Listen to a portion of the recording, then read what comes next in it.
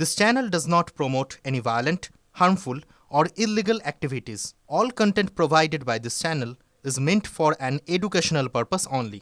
Cancer Healer Center, a new beginning. এদিকে দিল্লি হাইকোর্টে বিচারপতির বাড়িতে টাকা উদ্ধারের অভিযোগ। এবার সেই ঘটনার রেশ টেনে নাম না করে অভিজিৎ গঙ্গোপাধ্যায়কে নিশানা কল্যাণ বন্দ্যোপাধ্যায়ের। হাইকোর্টের বিচারপতি ইস্তফা দিয়ে লোকসভা ভোটে প্রার্থী হয়ে যাচ্ছেন।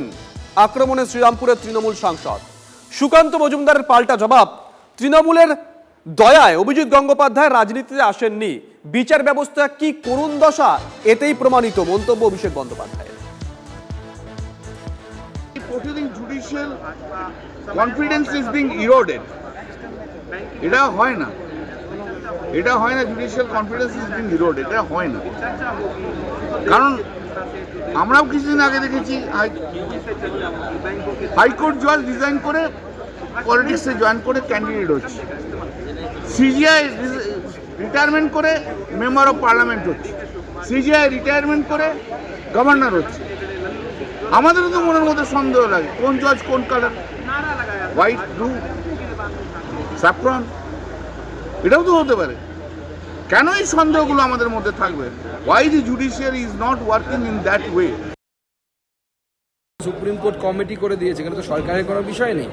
সুপ্রিম কোর্ট কমিটি তৈরি করে দিয়েছে, সেই কমিটি তদন্ত করে সিদ্ধান্ত নেয়। অভিজিৎ বন্দ্যোপাধ্যায় এখানে যার চাকরি ছেড়ে তিনি জাজের চাকরি আরামে আরও কয়েক বছর করতে পারতেন, সেই চাকরি স্যাক্রিফাইস করে উনি এখানে এসেছেন জনগণের হয়ে লড়াইয়ের জন্য। জনগণের ভোটের দ্বারা নির্বাচিত হয়েছেন, তৃণমূল কংগ্রেসের কৃপায় আসেননি উনি। তো উনি জনগণ ভোট দিয়ে পাঠিয়েছেন। তো জনগণের ভোটে যদি একজন উকিলবাবু তিনি আসতে পারেন, তাহলে একজন বিচারক আসতে পারবেন না কেন? মানুষ দেখুক না, মানুষ দেখুক যাদের হাতে বিচার ব্যবস্থা রাজ রয়েছে, তাদের হাতে তাদের বাড়ি থেকে কাঁড়ি কাঁড়ি টাকা উদ্ধার হচ্ছে। এটাই প্রমাণ করে বিচার ব্যবস্থাটি করুণ অবস্থা।